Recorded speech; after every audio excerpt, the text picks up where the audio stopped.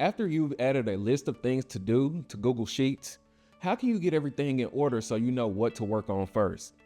Most of us start with a simple list, but as your team grows, a list isn't enough. You need a system that ensures the right people are working on the right things at the right time. Hi, I'm Ryan, and today we're going to look at the native way to handle prioritization using Google Sheets, and then I'll show you another way that will be more convenient for professional teams. In Google Sheets, the standard approach is to create a priority column. You can use data validation to create a drop-down menu with labels like high, medium, and low.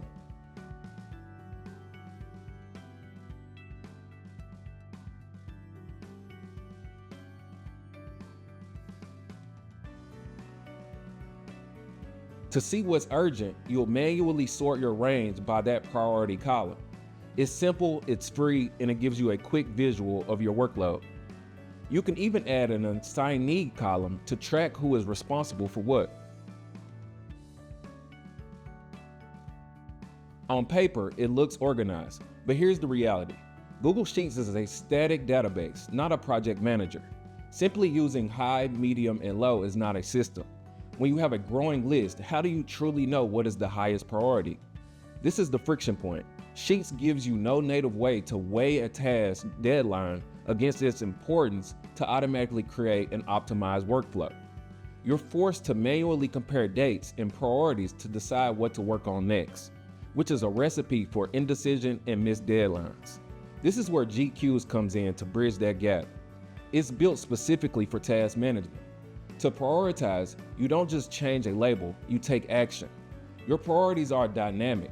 You can simply drag and drop a task to the top of the list to instantly signal to your team that this is the highest priority, and they'll see that change in real time. Next, GQueues makes sure nothing falls through the cracks by linking importance with deadline. You can set automated reminders so that high priority tasks never turn into overdue.